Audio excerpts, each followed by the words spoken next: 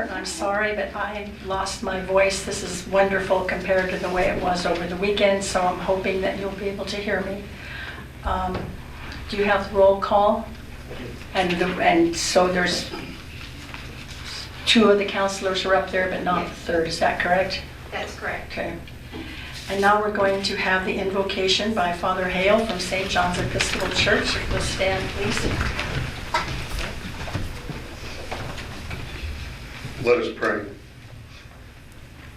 O generous Creator, you created this land upon which we live, and we are enormously grateful for all that it offers to us. It is a place that offers us beauty, sustenance, and shelter. It is a place where we live together with friends and family. When you created this land and placed us in it, you called upon us to be good stewards of the land, that it might be fruitful, that it might be a place where we and all your creatures thrive. Lord, we've come to know that the decisions that we must make regarding how best to use the land are not always obvious. Sometimes it seems that different needs conflict with each other.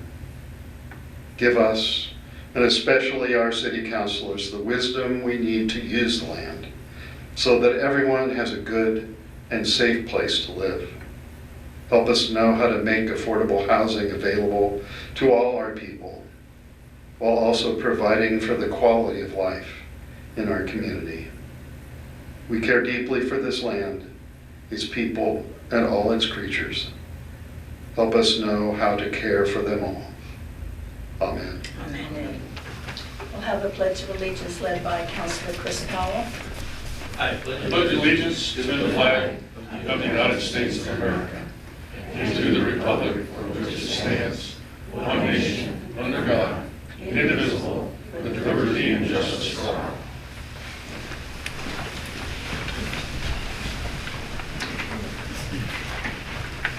The next item on the agenda is a presentation by Harv Shabothi. You want to come up front, Harv?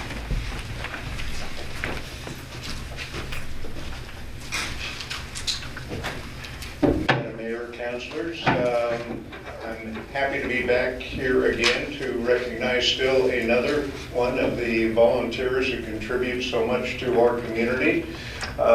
This one is one that you recently appointed to the Planning Commission. So you know a little bit about his background, but Tom Orsi is our Volunteer of the Month.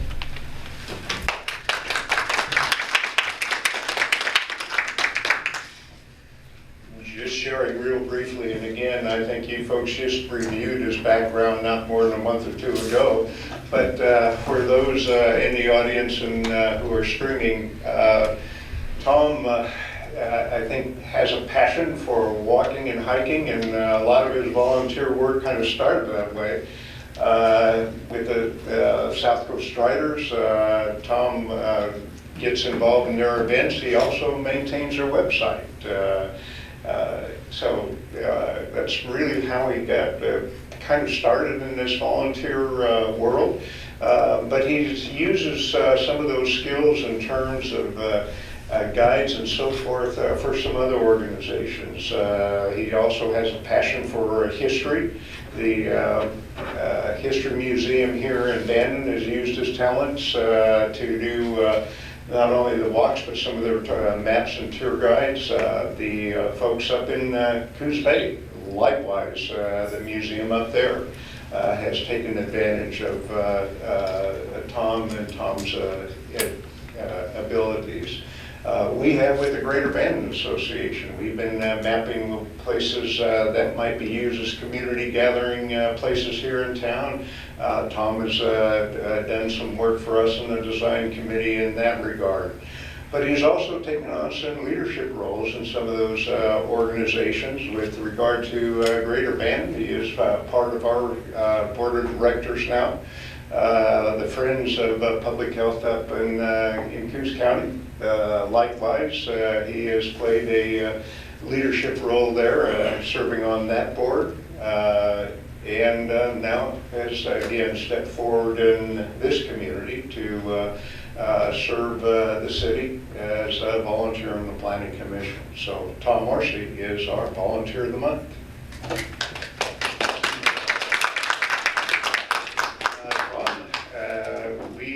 as usual, have a commemorative plaque to recognize your work with the community. And we know you like to do a lot of outdoor and hiking kinds of things. You might find use of this gift certificate from the cobbler's bench. Thank you, I always do. Madam Mayor, could someone take a picture for Harv? What? I just took 10 of them. Oh, sorry. But yes, the answer is yes. Okay, the next item on the agenda is the hearing. Public hearing for type 3 request to amend the Bandon zoning map for public facility and parks to residential 1 and the comprehensive plan map from open space to urban residential. And I need to know if anyone in the audience or on Zoom is here to testify on this issue. Anyone? If not, that means we don't have to read a lot of the things that I'm having a very difficult time reading. So we'll have the staff report. Sure, happy to, and I'll try to make it quick. So this is the second public hearing on the matter. The Planning Commission heard this at their March meeting, rather. This is a request to rezone a piece of property that is 2.92 acres. It's owned by the school district. The city has taken on the effort to do the rezone. I have it up here for you because at the Planning Commission meeting there was some question about where it was actually located on that property, and it was hard to tell from the plat map. So that's what I'm referencing. So I'll just go through the staff report in some brief detail. The change of the zoning only adds additional uses. The only use that it takes away is small scale commercial, but it's replaced by a number of other commercial uses that are still available to the property as R1. As part of the comprehensive plan map change that we had to make, we did have to do some goal findings. So goal 7 related to natural hazards. We would let you know that there's a small section of the property that has a moderate landslide susceptibility. However, that doesn't trigger our geologic assessment review requirements. It's also located outside of the floodplain, and it doesn't have any wetlands on it. Goal 10 related to housing. There are a couple comprehensive plan policies that we had related to that. So to encourage development of adequate housing for residents of Bandon in order to meet their needs and in order to provide security and enjoyment, and make available adequate, integrated, reasonably priced quality housing subject to regulations which would ensure aesthetics and protection of the natural environment. The comprehensive plan also had a really interesting section in it about providing more housing and locations that exist between those seeking ease of access to schools and shopping areas. This is just a really perfect example of being extremely close to the school and a shopping area. We also made some findings in there related to goal 5, and that would be the open space policy. So because we're taking some land out of our open space section on our comprehensive plan map, we did just add in the Johnson Creek Greenway, which is 37 acres, and so this being 2.92 coming out, there's still an overall net positive. We've gotten the beginning sort of technical data from our housing needs analysis, which shows that we do have plenty of residential land inside of our urban growth boundary and city limits. However, not all of them have shovel-ready projects or ones that are sort of getting there. The ultimate goal with this property is to create housing that can house our workforce, so the school, the police department, those sorts of folks around here. So the Planning Commission, like I said, they reviewed this and they recommended approval. The City Council is the ultimate approving body here. So it's your decision. And Dan maybe has some more. I just want to add a couple things. I think City Council knows this, but I have to add it for folks that are watching. So this is a joint project between the city and the Bandon School District. So if you look at the map above on the screen, the city owns 4 lots to the west, and also a large kind of polygon-shaped lot a little bit to the east, just south of the youth center. So it's actually quite a large piece of property. the city's doing this under a memorandum of understanding with the school district. This is part of a larger project that we are working on together.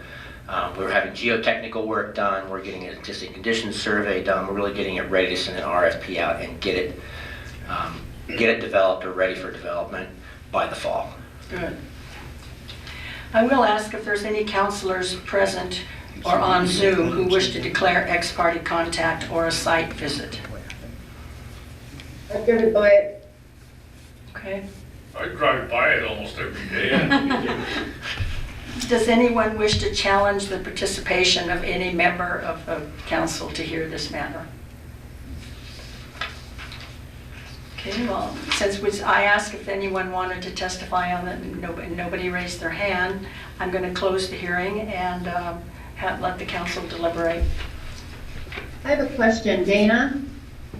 Yes. You said that part of the property could be a possible slide area. Mhm. I'm looking at the map on your screen. I don't know what part of the property that would be on.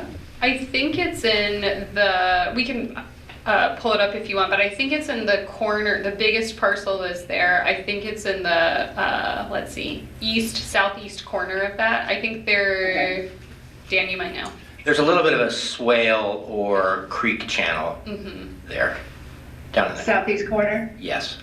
Okay, thank you. And then just to clarify, our geologic assessment review only applies to very high landslide susceptibility. So this was only moderate, which means that portion of our code wouldn't apply. Okay. I'd like to move to approve the request. Second? Is that Josh? Yes. That's Yeah. me. And Madeline seconded? Yes. All right, it's been moved and seconded. Now, does this require reading by title only or anything like? No, that'll be your next meeting. We'll come back with an ordinance. Yeah. All those in favor? Aye. Aye. Let the record show that it's unanimous of those present. Okay.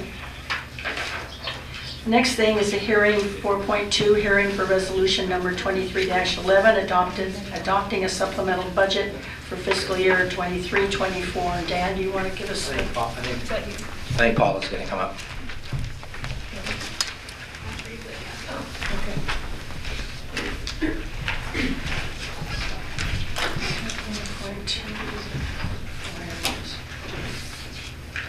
So it's the purple.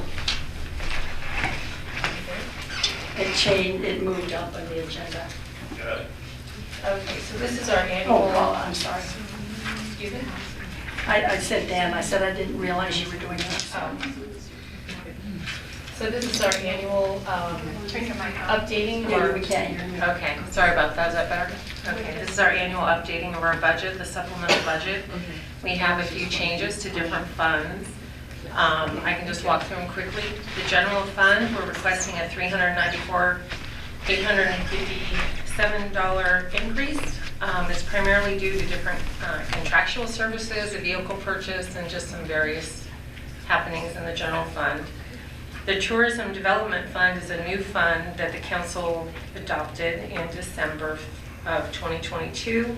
So this will allow us to move money to this new fund this budget year. The Local Improvement District, we did receive a payoff amount of $125,000, and we wanted to apply that to the loan that the money was derived from. The Electric Fund, this increase is primarily due to payroll expenses from the winter storms and outages. The Conservation Program received some additional money. That's money from BPA that we send out to the community. So there's an increase of $324,826 there.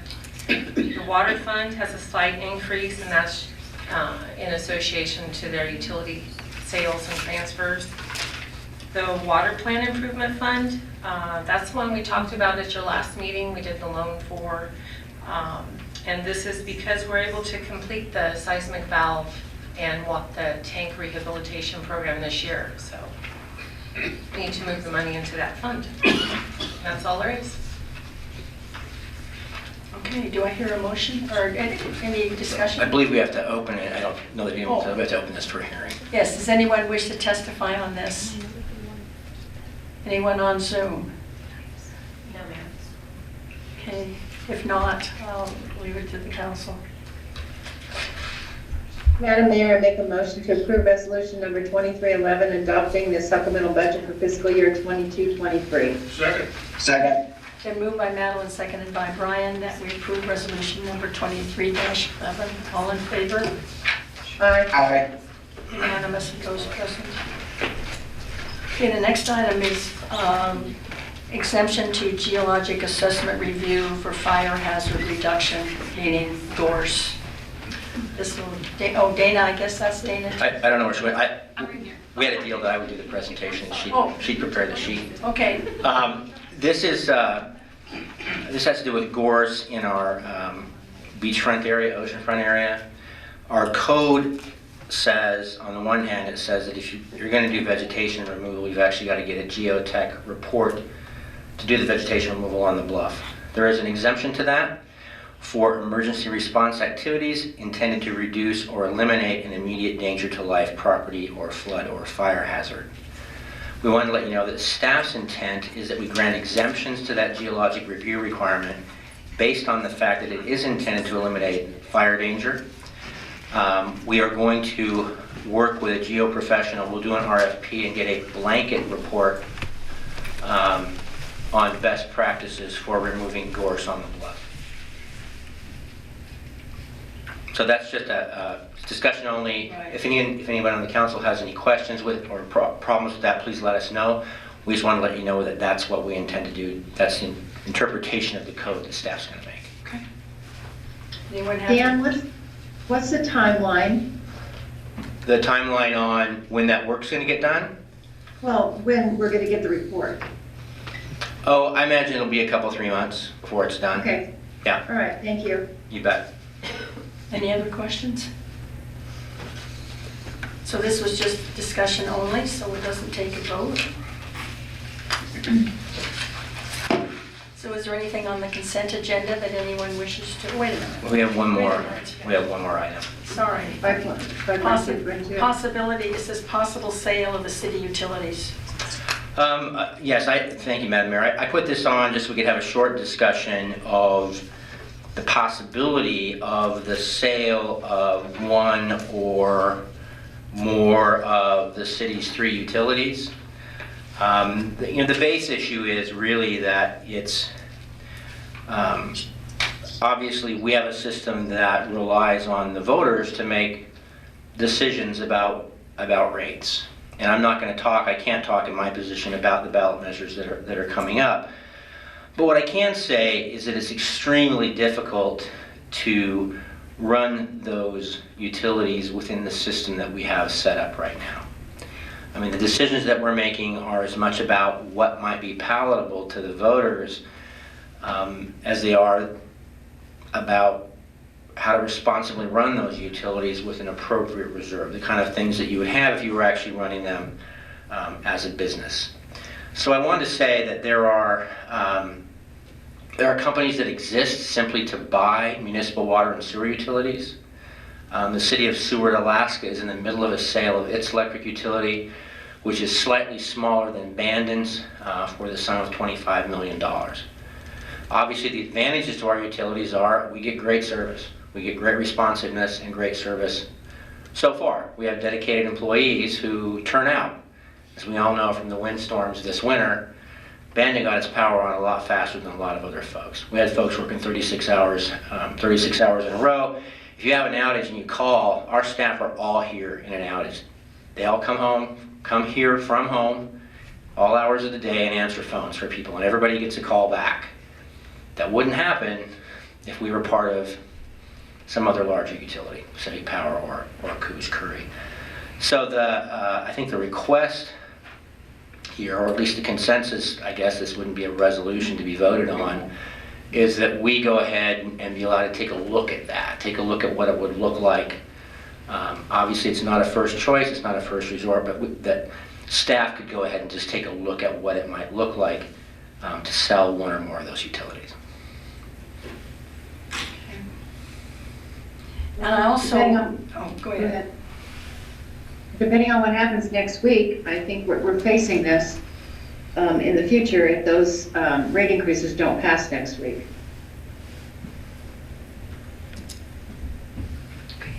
Does anyone in the audience have any questions about, you can ask us about the ballot measures, since we can talk about them up here, it's just that our employees can't talk about them. Probably already know what we're, you know what we're asking, and we're just hoping that people will support this. It's not an enviable thing. No one wants to have to go out. It's just hard to believe that when you think of all the increases that we've had lately, whether it's gas or a loaf of bread, that if you had to ask the voters and the customers every time you wanted to add another penny to something, it would, I mean, the entire economy would stop. Well, that's what happens here, is that for years, for over 20 years, we've been forced to do this, and it becomes more burdensome every year. And sometimes you just run out of steam, you run out of desire to know how to explain to the public how important it is. And even though right now in this month's election, we're not voting for rate setting authority. We haven't even gone back out again for that, but we need to, and I don't know how we get, so the public understands the need here. So does anyone have any questions? All right, then now we will go, does anyone on the council have any comments or questions? Do we have to make a motion to authorize staff to investigate? No, I don't believe so, Madam. Okay, thank you. Okay, let's look at anybody have anything on the consent agenda? If not, I move to approve the consent agenda. Second? All right, just a second. I thought I had something. Oh, it's not a biggie. I just want, we've never changed the name from Citizen CCI. to CCI. I want us to continue to be the Citizen Involvement Committee until we decide we're going to change it. And so I see some of them are still, now they're calling it Community Involvement. And we didn't change it, and we haven't changed it, so let's at least keep it the same, okay? So anybody else? Madeline made the motion, or Josh made the motion? Yes. Josh made the motion to approve the consent agenda? Who seconded? Yes. Been moved and seconded. All in favor? Aye. Unanimous of those present. Now is the time for public comment. Oh, no, now is the time for, yes, public comment. I was thinking it was staff comment, public comment now. So anybody have anything to say? All right, now we have council mayor staff remarks. I just have a quick thank you to everybody who came out this weekend. We did a city park cleanup day on Saturday, and we had almost 40 volunteers, and a special shout out to the boys baseball team who came out and spread gravel for 3 hours, which did not seem like a fun task, but they did it with a smile. So did lots of work. Everyone drive through City Park and check it out. It looks like the story walk is going to get installed. The bases got installed last week, and the next time we have nice weather, the things that go on the posts will be installed. And we also installed the second half of the disc golf course for the expanded 18 holes. So it's a big couple weeks for the park. Good, good. Shayla? Ken? I just have a few things really quickly. This may come up, we may do this at a work session sometime soon. There's apparently now some new concern in the community about feeding crows. Recall that was an issue when we first passed the bird feeding ordinance, because there are people who like to feed crows and wanted to be assured that crows were in fact songbirds and could be fed. That's correct. There are now some folks who are voicing objections to that. That's just a heads up. We may bring that up at a future work session.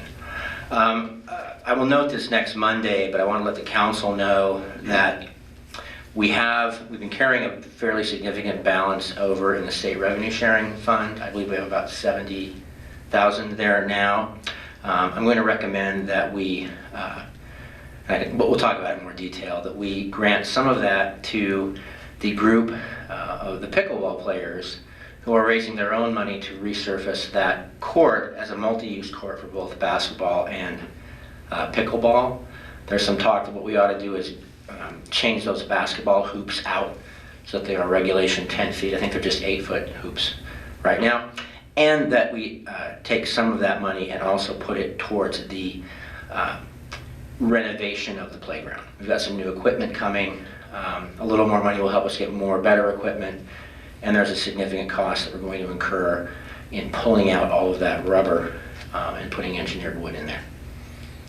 Thank you. How much did they say that they need to raise the pickleball people?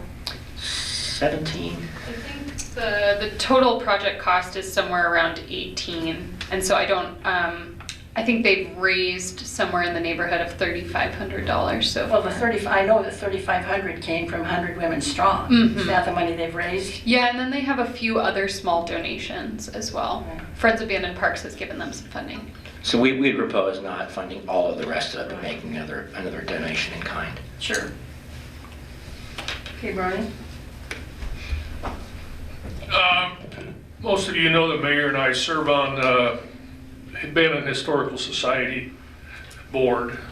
And I just wanted to, for the record, state that we lost a valued dear member of the board, Kathy Dornoff, April 12th. And I can't tell you how valuable and important she was to the museum and the amount of work that she did for the museum. She's going to be dearly missed. That's all I've got.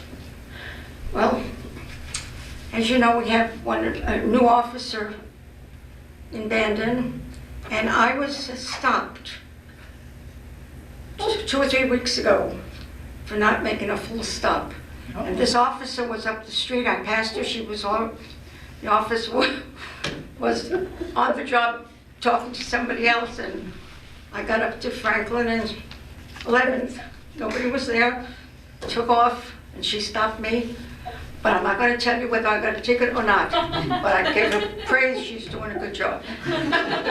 Officer Owens. California stop? I'm sorry?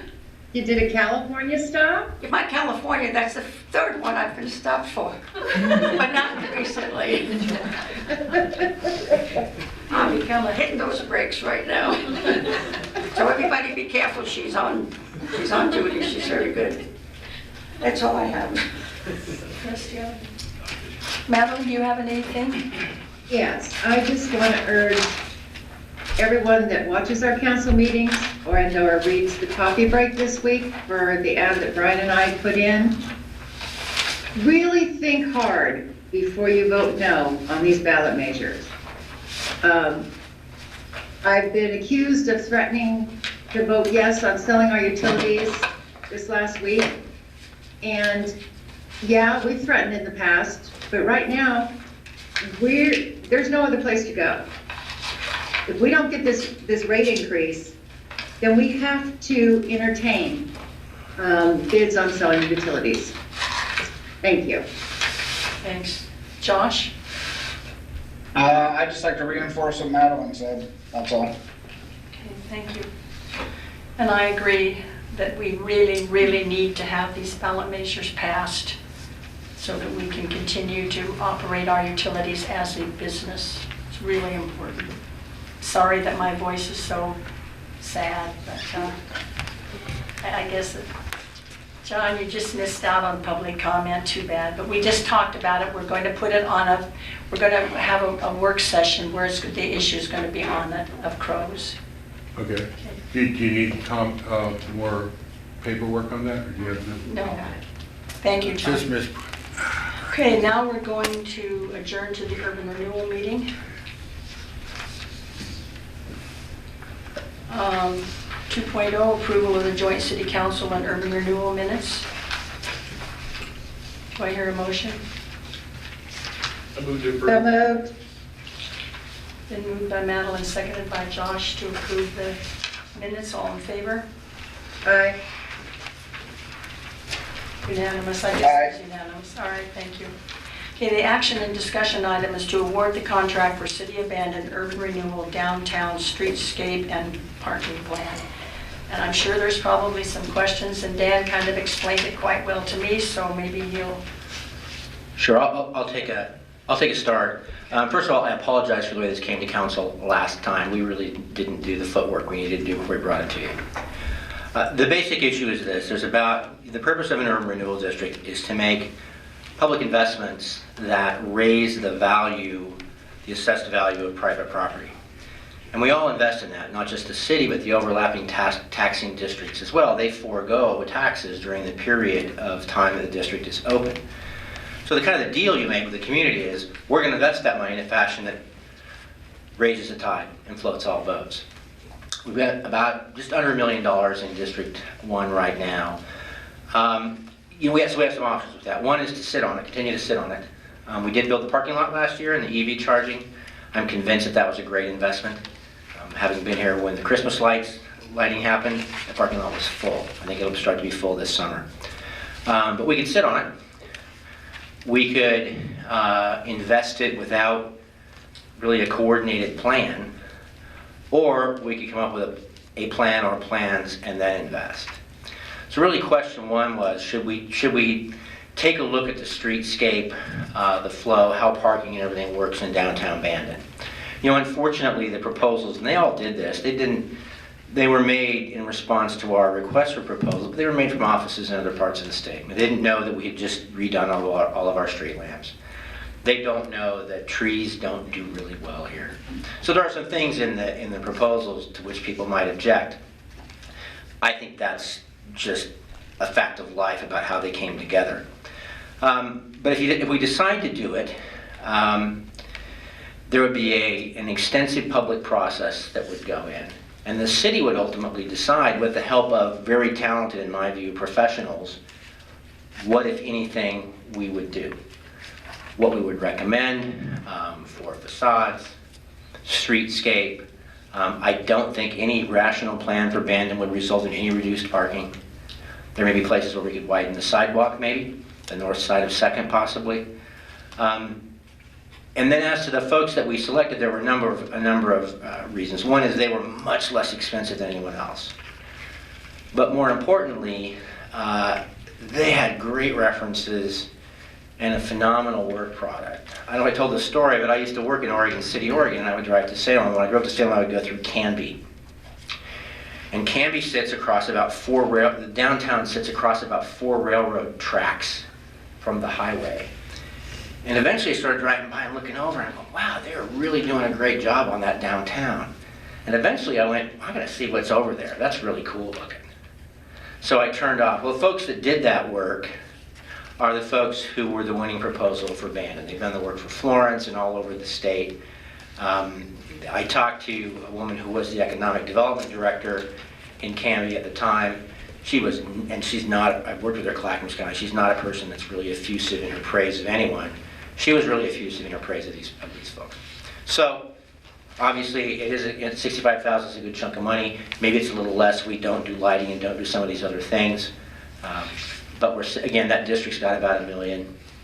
6.5% might be a good amount to invest in planning. So our staff's recommendation is that we go ahead and approve this. Well, I have one thing to say. I've physically witnessed the improvement in Elton and also in Sweet Home. And of course, those of us who've been to Florence, it's a gorgeous job. So they obviously do a very good job because I've seen 3 of their projects that have been completed.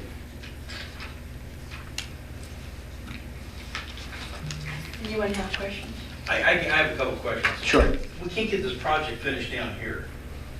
How are they gonna go in and start ripping up stuff in Old Town and be able to get it finished in a timely manner so that everything's not torn apart for 6 to 8 months? I don't think there's a project.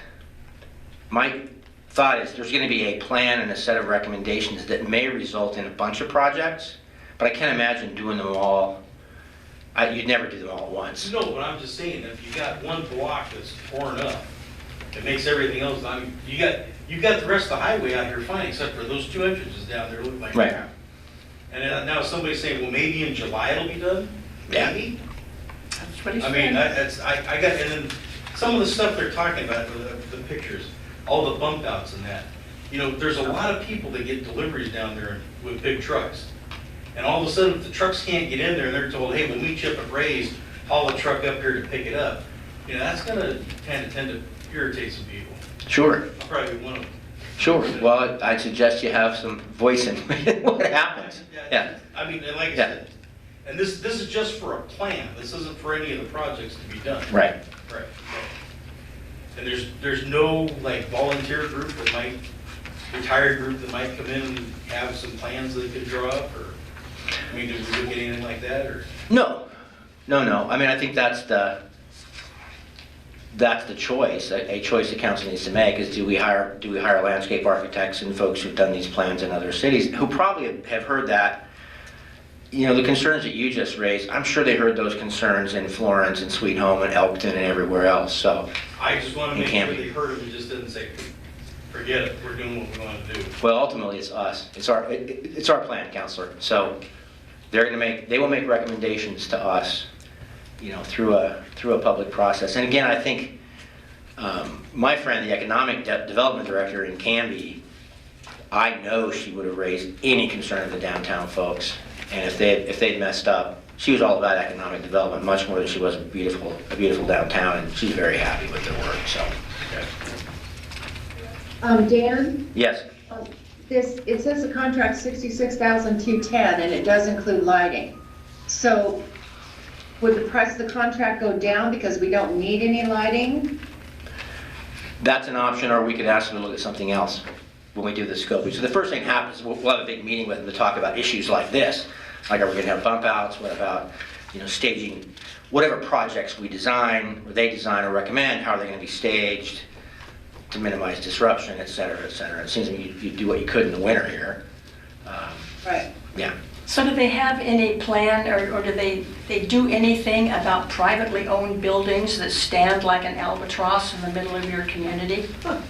Well, they can make recommendations. I mean, it's like no matter what we do, until the Lloyd's building, something happens to it.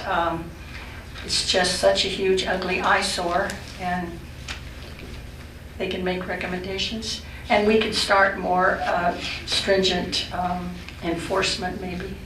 Yeah. But I don't know if there's. And we could do, of course, there's some of that we could do now. I mean, it wouldn't be out of the realm of possibility. I don't know that I'd raise it, but that building could be purchased. Yeah. It's not an unusual thing for an urban renewal district to purchase a I piece of know it. property, demolish it, and then resell the property or reconvey the property. And what you do is you do what's called a development disposition agreement that says, we're going to give you this property, but you're going to do these following things. And there's going to be a bunch of money that sits in an account. And when you do those things, you get the money. If you don't do those things, we get the property back. So I there's ways to do I that. wish we could look into something like that, because this has been 5 or 6 years and nothing's happened, and I don't know if anything's going to happen down there besides closing the restaurant. It's just such a detriment. But I think I agree that professionals, what they've done in these other communities certainly speaks well for their abilities. Dan, Yes. can we also make them aware that we do have a hotel that's going in down there? So there's going to be, needed to be street room, like Chris said, delivery trucks for the restaurants, yes, but I'm sure that the hotel's going to need some room for delivery trucks also. Yeah, sure, and that's one of the reasons that they've got traffic engineers as part of their team. So they've got KPFF and Sando Engineering, so they've got traffic engineers. So it's not just architect designer types coming in, it's going to be traffic engineers and folks like that. And we've already talked to the hotel people about it. They're very interested and very excited about how they might coordinate. So. Okay. And it's just a shame that we don't have any, I mean, we can't be blamed for the mess that ODOT has left, right? No. I mean, No. because people keep asking me, even when you try to turn to go down to Chicago, you would think that somebody could come along and move those, they're almost in the roadway. Somebody's gonna have a wreck down there, and who's gonna be responsible for that? That's ridiculous. It is, it's just a mess, and As was the time it took to get the crosswalk completed. exactly. So, but ODOT won't be having anything to do with what we're trying to do. Nothing. Okay. It's almost like they got a hold of a crutch. Yeah, like we didn't do the parkway, is that what you Oh, mean? yeah, maybe that's what it was, they were a little upset about that. Oh, no, not the parkway. Oh, that was earlier. That's a road Road diet. diet. Yeah, we went from turning down their parkway to turning down the road diet, and now this is their response. Yeah. Do I hear a motion on Make a this? motion to award contract to DLA Incorporated. Second. Ms. been moved and seconded to award the contract for the streetscape work. All in favor? Aye. Aye. Let the record show that the motion passed of those present. Oh, I see All a right. hand up there. What? I see a hand up Oh, there. it's Margaret clapping. Oh, Margaret's clapping. Oh, Margaret's clapping. Thank you, Margaret. All right. You're welcome. I guess that adjourns the meeting.